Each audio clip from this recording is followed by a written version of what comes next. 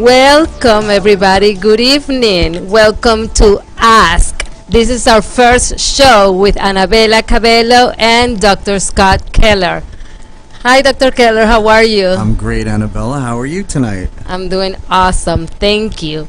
We are here tonight because we want to talk with you about Ayurveda and weight loss. I had the privilege before to interview Dr. Keller, and we talked about the benefits of Ayurveda and what is Ayurveda medicine. Can you tell us, Dr. Keller, briefly, what is Ayurveda? Well, Ayurvedic medicine is the oldest form of healing that we have on the planet as we speak in recorded history. It goes back about 5,000 years, and it was a form of healing that was put together and kind of handed down over the generations by the ancient Indian rishis and Vedics, who discussed ways that we can use different energies and different types of body energies to balance each other. Everything from lifestyle to body composition to, effectiveness in business. All these things are considered in Ayurvedic medicine. And can just very briefly, because for those of you who didn't watch the previous videos, I will invite you and encourage you to watch them. We talked in more length about Ayurveda and the different type of doshas, but can you briefly summarize what the different types of doshas are, please? Sure.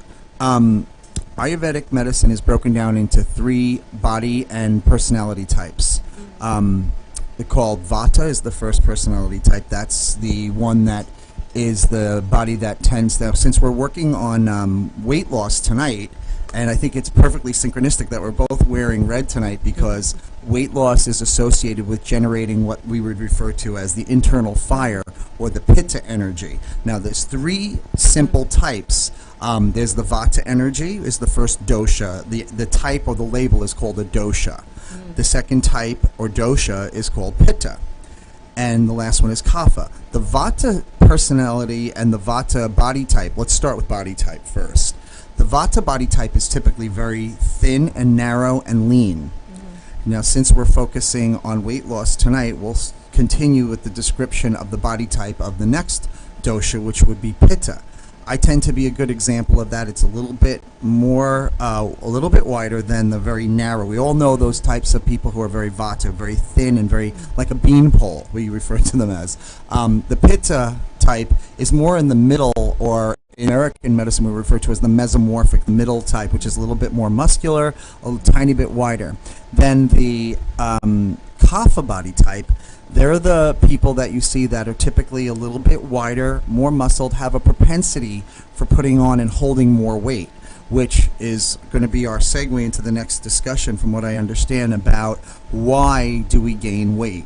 Yes, let's dive into the juice right now. How can we use Ayurveda medicine for weight loss? It's a great question.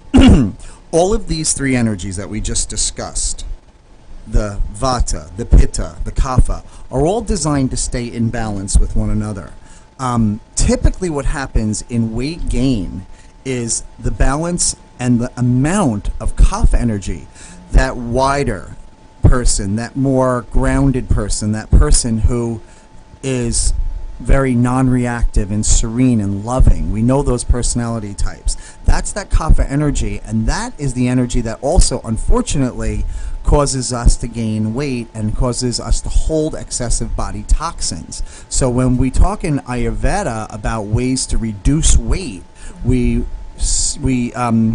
similarly want to discuss ways to lower kapha energy and raise up the internal fire, which is more associated with the middle dosha, pitta. All right, so I'm a little bit confused here, and I'm sorry. I want also our viewers to understand, those of us who don't know about Ayurveda medicine. If I understood correctly, weight gain is associated with an imbalance of the kapha energy. Is that correct? Definitely. All right. how do we know? How can somebody know that has an imbalance in kapha energy? Is it associated only with weight gain, or there are other There's because factors? because Other Ayurvedic medicine is all encompassing with all elements of our life. It encompasses everything from your personality type to your proclivities towards activities, towards the foods you like, towards the way you dream, the way you conduct your everyday activities, right down to the gait on how we walk. So the best way to determine, now considering the fact that we all are a mixture of all three of Right. those energies, it's always best to have a qualified professional Ayurvedic specialist like myself and a number of other people that I know are working this way as well in the chiropractic field and in the natural medicine field, to do an analysis. And this is what we do in my office. We do analysis, we ask a series of questions, and we determine what their largest dosha energy is that they're involved with. So when we know that, we can determine who has more of a tendency to put on weight. It's almost always associated with people who have an imbalance of kapha, meaning the kapha energy is too high. Now, the kapha energy tends to go out of balance when we experience things like lethargy, being very tired, sedentary lifestyle, feeling depression. Emotions are a key element in Ayurvedic medicine, and as far as our discussion is concerned tonight, we want to talk about how the emotions that are associated with weight gain could be controlled. Right. Yes. However, before we go into the emotions, which is a very interesting subject, I would like to hear, Dr. Keller,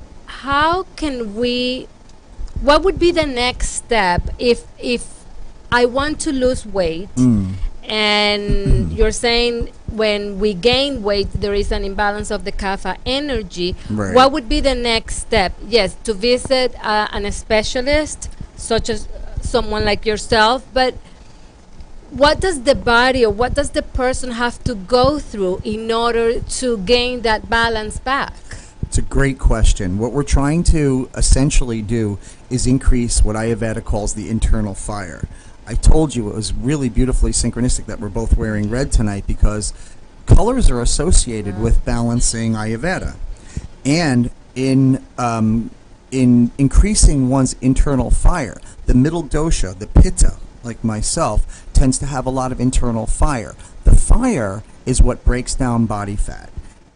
The Ayurveda, the ancient Vedics laid out a series of analogies, and one of the analogies that's been described was if you imagine a block of cheese, actually. In a cold environment, cheese tends to be very solid. Excuse me. It tends to be solid, but as you expose that cheese to heat, it starts to disintegrate and it starts to dissociate. Through the dissociation, you have a breakdown, just like our body fat works the same way. When you expose our body cheese, if you will, I know it sounds a little disgusting, but it's true, to internal heat, we break down the body fat. And there are ways to do this, and I think that's probably what you're getting at, is how do we go about that?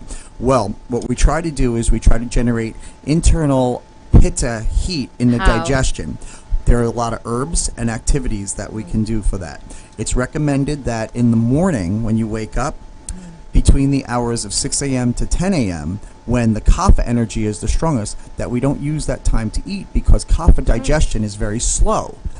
And during that time, we're supposed to be bringing in warm, if not hot waters, which tend to generate the system and get the internal fires burning in order to burn body fat and get the metabolism rolling. The second part of the kapha energy is in the evening between 6 p.m. and 10 p.m., which we're also not supposed to eat. You're supposed to try to eat just before that, and you won't be experiencing so much sedentary non-movement of the foods that we eat, so it won't accumulate as fat. Are There's those also tips only for people who want to lose weight and have an imbalance of kapha energy? Well, or is it general tips for everybody? That's a great question. It's general tips for everybody, but specifically when we're trying to address issues with weight loss, and I do this with many of my patients, when we're addressing weight loss, we want to do and take on certain foods that have what we call a thermogenic quality. Thermogenic quality will produce more pitta, internal digestive fire. Those things would be like, I mentioned the hot water in the morning. Yes. And then we want to utilize lemon in the water and maybe even a drop of cayenne. Things like ginger is the best thing of all. Ginger and lemon water in the morning really starts the fat burning process, and people have immense results from that. Is this a process also of alkalizing the... You're blending two disciplines body? by the Eastern and Western approach. It's not by chance that the very things that cause us to drop weight are also detoxifying us. Right. And also, those things tend to do what we call alkalizing the body. An acidic environment obviously produces more toxins and holds more toxins. Now, I'm reminded of a study that was done years ago at college in California, where they took identical twins who were on average 20 pounds overweight, and they subjected one of the twins over the course of 3 months to high amounts of water, in excess of 80 ounces a day. The other twin, who was still 20 pounds overweight, was subjected to far less water, maybe less than 20 ounces. The average difference over the course of that 3-month period was 7-pound weight loss, greater among the twin who had over 80 ounces of water. Now, what this tells us is that water, being the universal detoxifier and what we call a lyser, which breaks down toxins, is one of the best diet aids, and it's utilized in Ayurvedic medicine as well. Is natural water room temperature okay, or does it have to be hot water? It's mentioned that it be hot, and warm to hot is always best. Now, there are some other herbs that are mentioned, but the best herb and the best addition to the water is ginger, like we mentioned, and lemon. There are other things like using the use of cayenne and curry, which of course the foundations of Ayurveda come from the Far East and in India. So they were utilizing a lot of the herbs that they had available there. Now we have everything we want here, but I mean, if this was going back maybe 50 years where these things were not, 50 years here in this country, we would use things that produce an internal fire, like cayenne or black pepper is utilized in small amounts during those kapha periods between 6 and 10 a.m. and p.m. So listen, everybody, start drinking hot water in the morning if you want to lose weight. Now, you mentioned about emotions, and that is really one of my favorite topics, and is my area of expertise.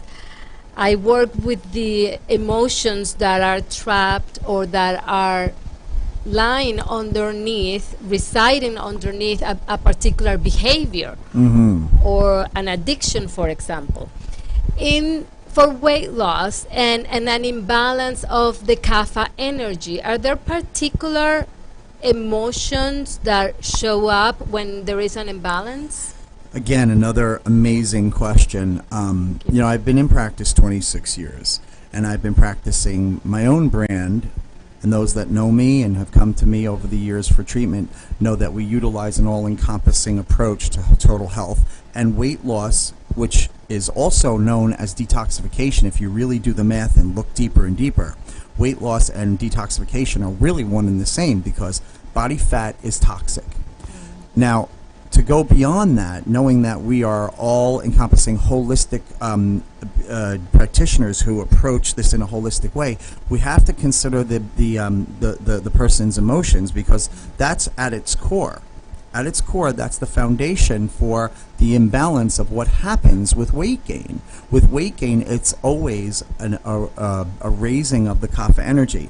Now, how does that translate over to emotions? Well, kapha energy tends to be a sedentary, immobile, more non-moving type of energy. This is almost always associated with some form of depression, and sedentary lifestyle does not create an ambitious, fire-burning intestinal and gastrointestinal type of environment for the body. So one of the things that we do is we work on addressing the emotions and the depression that's associated with excessive kapha energy by number one, referring to life coaches who specialize in this kind of thing like yourself, and we've had great results. In fact, that's probably the first place I would start, because in being able to associate yourself with a life coach who knows how to address those issues and get the person's mood and morale going in the right direction, that in and of itself initiates a higher degree of internal heat. Truly. And motivation, because excuse me, those things are the exact opposite of sedentary depression. Wow. Also we utilize certain herbs like we mentioned, and lifestyle changes, but that's really where somebody like yourself would come in more about, generating a more active lifestyle. Right. So ideally, for a person who has a kapha imbalance and wants to lose weight, would be to work the emotional part and also the nutritional part, and try to balance that kapha energy to see great results in the shortest period of time. Definitely. Anything you can do to raise the mood of a person who's experiencing depression and associated weight gain can only help increase that pitta energy that's associated with faster metabolic rate. Wow. It is so interesting to hear all that, and I really appreciate it.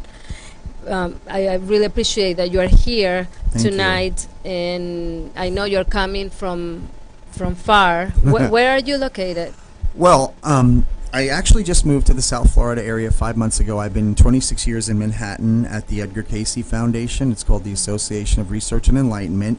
And in that foundation, we utilized all forms of holistic medicine, including Ayurveda. I sometimes pat myself on the back for creating what I call Ayurvedic chiropractic, because that addresses the need for treatment protocol that's different among the different dosha energies.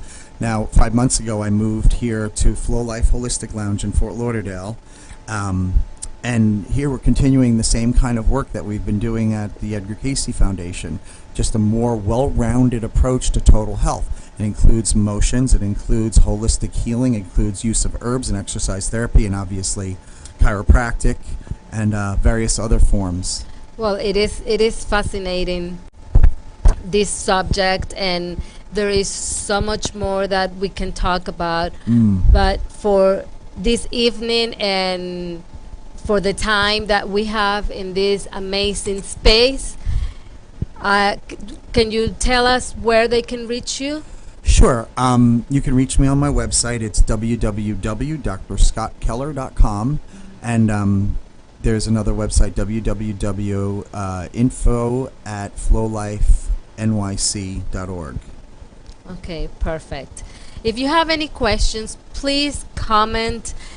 You can reach me at Annabella Life Coach in Facebook or in Instagram. Also, my webpage is www.annabellacabello.com.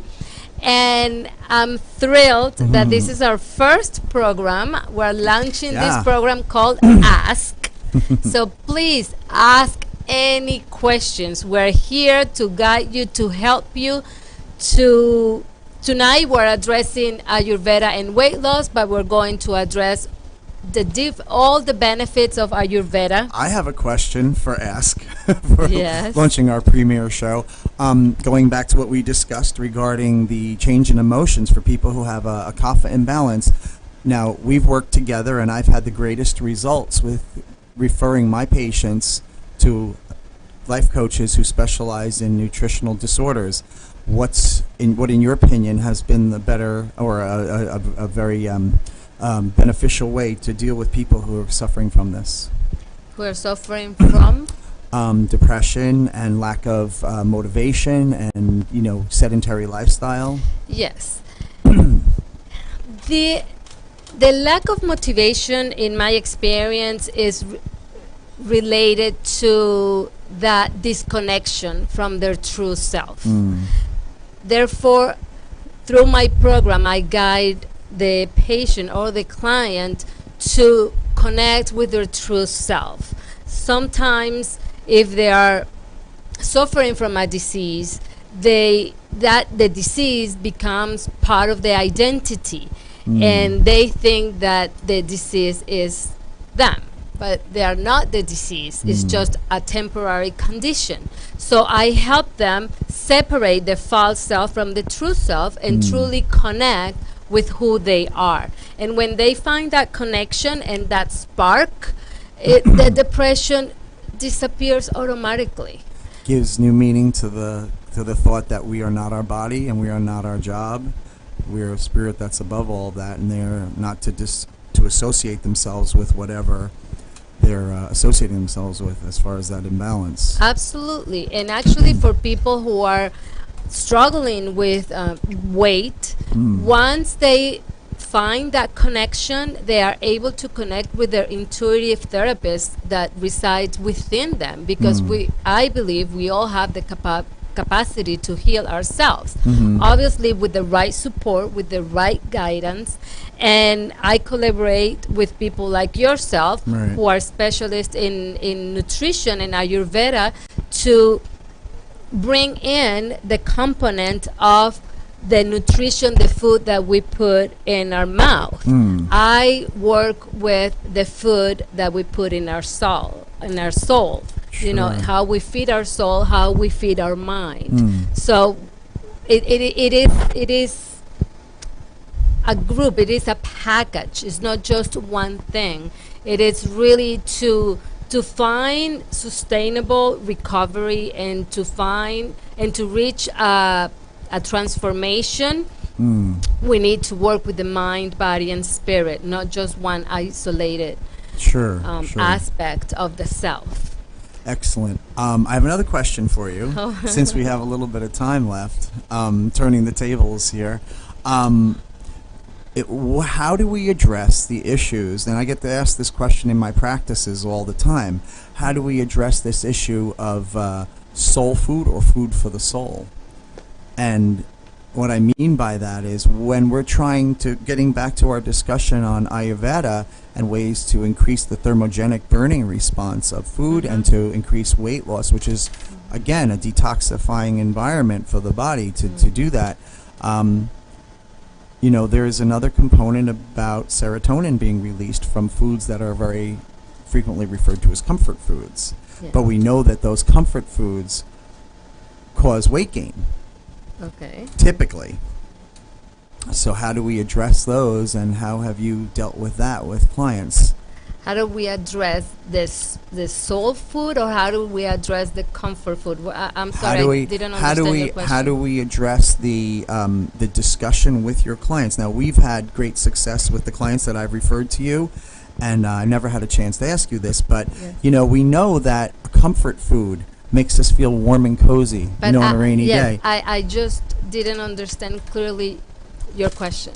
How do you address that issue with your, because if you're having a food that makes you feel cozy and comfy and happy, we know that that raises our feeling of warmth and safety, and raises our serotonin and lowers cortisol, which we know is the hormone that keeps weight on us. So is your question, how do we replace the comfort food with other coping mechanism to receive that same comfort and serotonin level, and without having the food that is putting weight and calories? Is that the question? Yep, that's exactly what I'm getting at.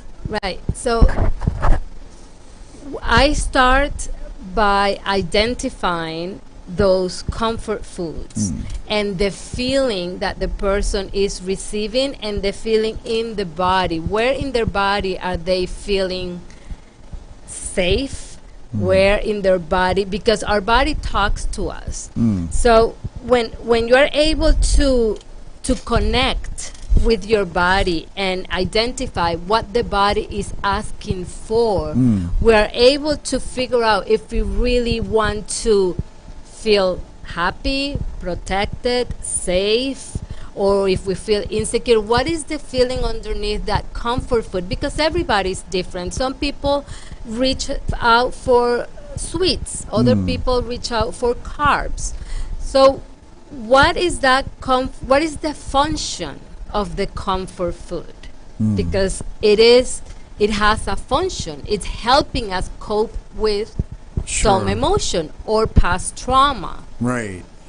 What So identifying what is really underneath that comfort food, and then we replace the coping mechanism. We don't reach out for the food, we reach out for something else. For example, it could be a relaxation technique, it could be a recreational Sure. activity. There are five, I call it the 5 R's. There are 5 aspects that we can reach out to. For example, it could be to feel relaxed for recreational purposes. It could be to educate ourselves in terms of what's happening to me, like watching a video or a motivational video or a podcast. It could be also another coping strategy is to go through the to-do list. Yeah, responsibility. Sure. So things to do, like, oh, I have to do laundry.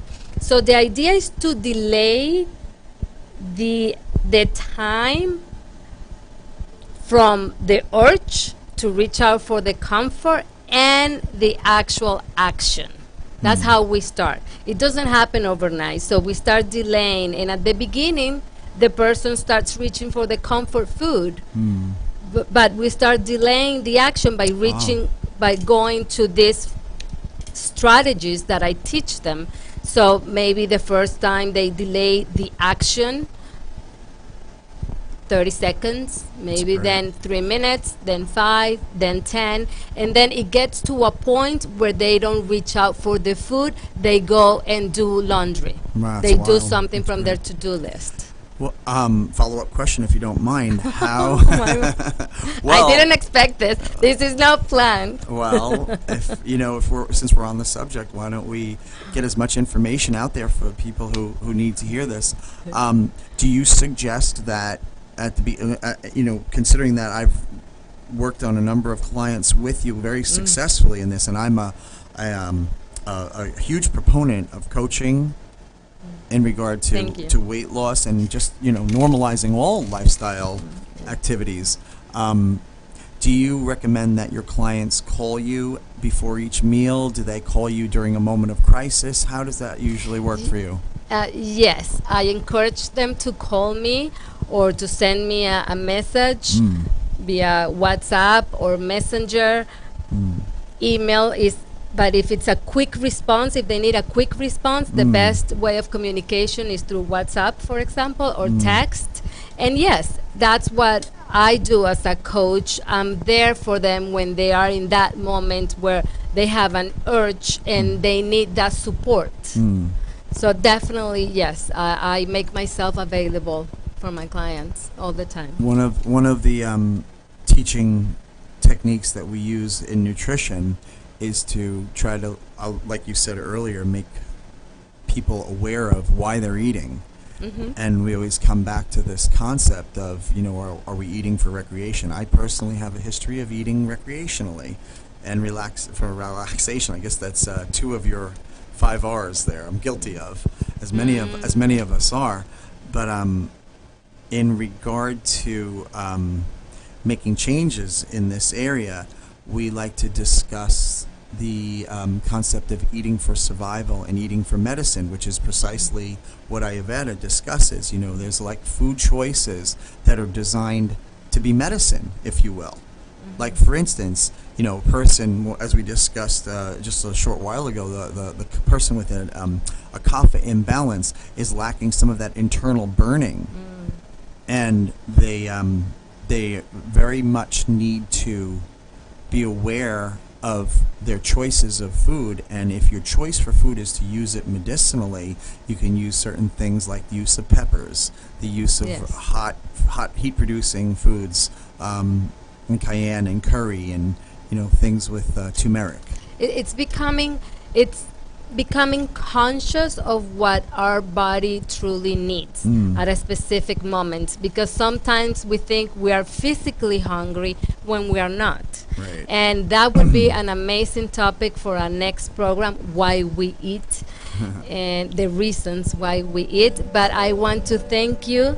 Thank you for being having me. here. Thank you Sure. for Thank you for having me. this great adventure and being part of Ask. And thank you for TV Aldea Global for providing the space for this great program. Thank you. Thank you all, and we'll see you next week at the same time in Ask.